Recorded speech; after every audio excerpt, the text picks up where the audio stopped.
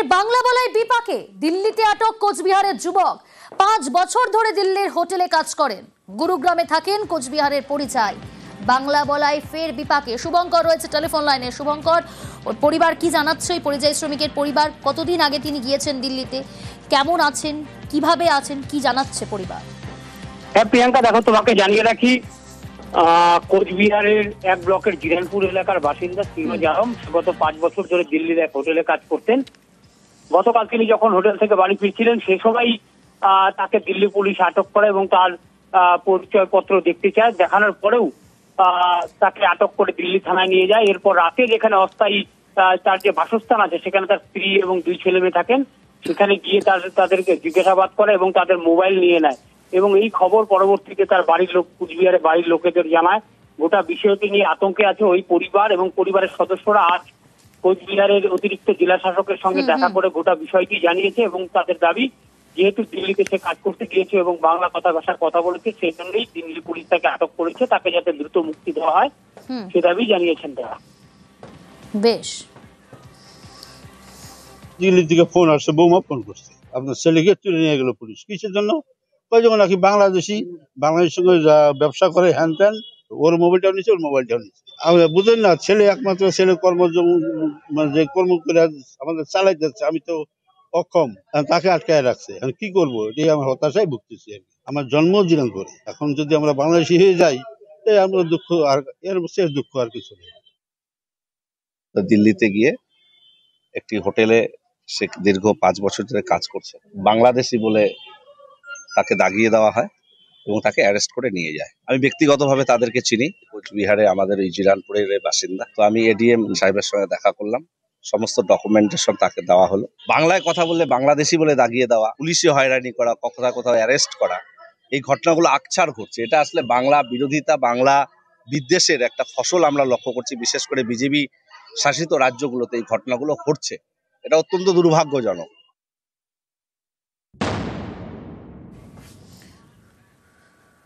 এদিকে বাংলা বলায় অসম ছাড়া এনআরসি ইস্যুতে ফের জলঘোলা কোচবিহারে। তালিকা থেকে নাম বাদ পড়ায় বিপাকে বাঙালি প্রৌঢ়া।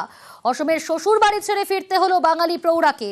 বক্সিরহাটের বাবার বাড়িতে ঠাঁই আরতি ঘোষের। বাংলা বলাতেই অসমে নাগরিকত্বের আবেদন খারিজ। সোশ্যাল মিডিয়ায় সরব তৃণমূল সাংসদ। বিজেপি বাংলা বিদ্বেষী বলেই তোপ সামিরুল ইসলাম। চড়ছে তৃণমূল বিজেপি তরজা।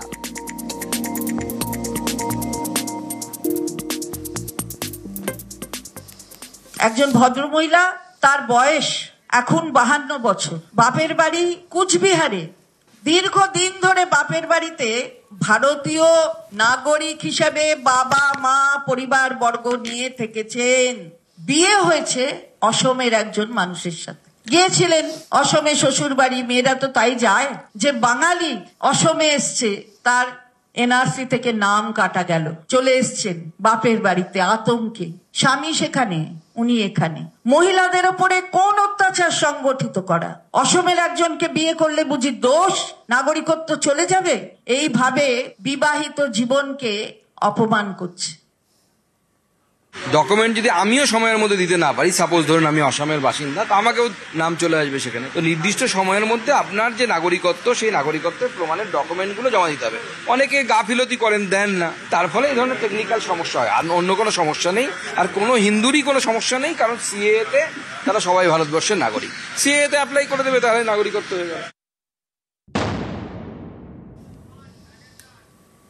বাঙালি নির্যাতনের প্রতিবাদে পথে মমতা বন্দ্যোপাধ্যায়। ভিন রাজ্যে বাংলা বললেই বাংলাদেশি তকমা। ভিন রাজ্যে আটকে রেখে অত্যাচার বাঙালিদের প্রতিবাদে পথে তৃণমূল সুপ্রিমো মমতা বন্দ্যোপাধ্যায়। বাংলা ভাষাকে অসম্মানের প্রতিবাদে মিছিল। আগামী বুধবার কলেজ স্ট্রিট থেকে ডরিনা ক্রসিং মিছিল। বাংলা বললেই ধরো ওকে, পুড়ে দাও জেলে, থাকুক ডিটেনশন ক্যাম্পে, না হলে ডিপোর্ট করে দাও, অন্য রাষ্ট্রে পাঠিয়ে দেওয়া হোক, উচ্ছেদ করতে হবে ওদের। তুমি বাঙালি যদি হয়ে থাকো তাহলে তুমি ভারতবাসী নও। আগামী 16ই জুলাই বেলা 1টায় কলেজ স্কোয়ার থেকে ডরিনা ক্রসিং একটি মিছিল, প্রতিবাদ মিছিল হবে, যার নেতৃত্বে থাকবেন আমাদের নেত্রী মমতা বন্দ্যোপাধ্যায়। এই মিছিলে সামিল হবে কলকাতা ছাড়া হাওড়া, সল্টলেক, দমদম এবং ভাঙড়। একই দিনে 16ই জুলাই 2 থেকে 4টে এই প্রতিবাদ সংগঠিত হবে প্রত্যেকটি জেলায়। বাংলাকে অসমে অপমান, বাংলা বললেই বাংলাদেশি মন্তব্য হিমন্ত বিশ্ব শর্মার। অসমের মুখ্যমন্ত্রীর মন্তব্যের প্রতিবাদে আজ পথে তৃণমূল কংগ্রেস। আগে শোনাই আপনাদের 12ই জুলাই ঠিক কি মন্তব্য করেছিলেন অসমের মুখ্যমন্ত্রী হিমন্ত বিশ্ব শর্মা, যে মন্তব্যকে বিতর্ক তৈরি হয়েছিল। তুমি যদি ঘৰত অসমীয়াত কথাই নোকোৱা, তুমি মিছা কথা কিয় পঞ্জীয়নত দিবা? তুমি ঘৰততো অসমীয়া ভাষা সঁচাকৈয়ে নোকোৱা, কি ভাষা কয়তো আমি টিভিত শুনিয়ে আছো। গতিকে যদি ঘৰত তুমি বঙালী ভাষাত কথা পাতা, তুমি পঞ্জীয়নত অসমীয়া ভাষাত কথা পাতা বুলি মিছা তথ্য কিয় দিবা? ই কি বুজাব যে তাৰমানে অসমত ইমান বাংলাদেশী সোমালে গন্তি কৰিব আমাক সুবিধাই দিয়া হ'ব, তেতিয়া NRCৰ প্ৰয়োজনে নহ'ব, বাংলাদেশী আমি গন্তিয়ে কৰিব পাৰিম। গতিকে মোক যদি সুবিধা কৰি দিয়ক। মই ধন্যবাদ জনাইছো ABMCক যে বাংলাদেশী কাউণ্ট কৰাৰ নতুন ৰাস্তা এটা দিব খুজিছে, ভালে হ'ব। গতিকে এইবিলাক ভয় বিজেপি চৰকাৰে নাখায়, হিমন্ত বিশ্ব শৰ্মাই নাখায়। এভিকশন চলি আছে, চলি থাকে। হিমন্ত বিশ্ব শর্মার এই মন্তব্যের প্রতিবাদে মাথাভাঙায় যুব তৃণমূল কংগ্রেসের প্রতিবাদ মিছিল। ঘোকসাডাঙ্গা থানায় অভিযোগ দায়ের যুব তৃণমূলের।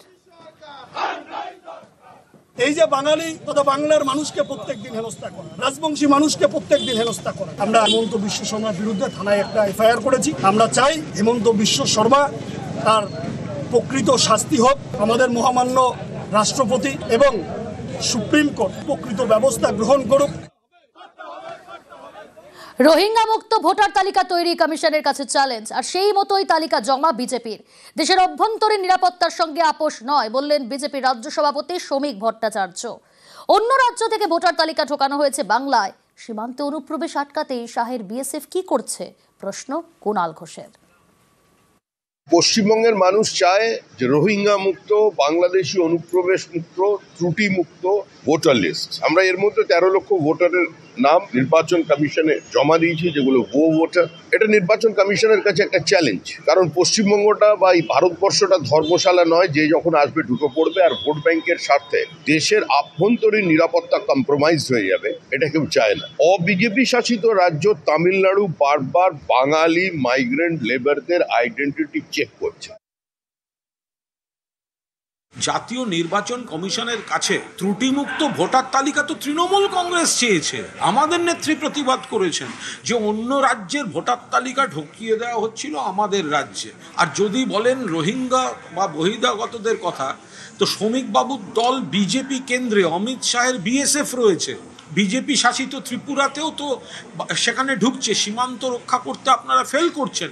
জাতীয় নির্বাচন কমিশন বলছে বিহারের নেপাল থেকে আসা লোক দেখা যাচ্ছে, সেটা পাহারা দিতে পারছে না কেন অমিত শাহের BSF? শ্রমিকবাবু যতবার এই বহিরাগত ঢোকার কথা বলবেন, ওটা আত্মঘাতী গোল।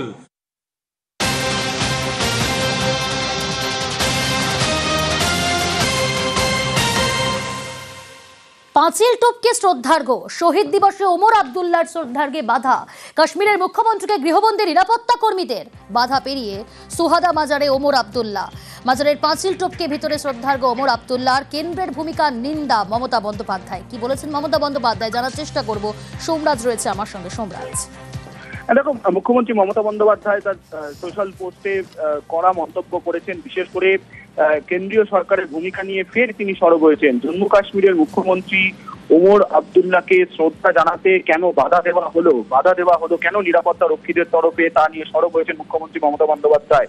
এবং তিনি গোটা বিষয়টিকে নিন্দনীয় বলে মন্তব্য করছেন। শুধু তাই নয়, মুখ্যমন্ত্রী মমতা বন্দ্যোপাধ্যায় এটাও বলছেন যে গোটা ঘটনা লজ্জাজনক। একজন নির্বাচিত মুখ্যমন্ত্রীকে এইভাবে বাধা দেওয়া, তাকে শ্রদ্ধা জানানোর জন্য তাকে পাঁচিল টপকে যেতে হচ্ছে, কিন্তু তাকে নিরাপত্তা রক্ষীরা বাধা দিচ্ছেন, শ্রদ্ধা জানাতে বারণ করছেন। গোটা বিষয়টি নিয়ে সরব হয়েছেন মুখ্যমন্ত্রী মমতা বন্দ্যোপাধ্যায়। গোটা বিষয়টি তার কাছে যে লজ্জাজনক এবং কেন্দ্রীয় সরকারের এই বিষয়ে ভূমিকা নেওয়া উচিত ছিল, তা নিয়ে এদিন তার মন্তব্য রেখেছেন সোশ্যাল পোস্টে। বেশ।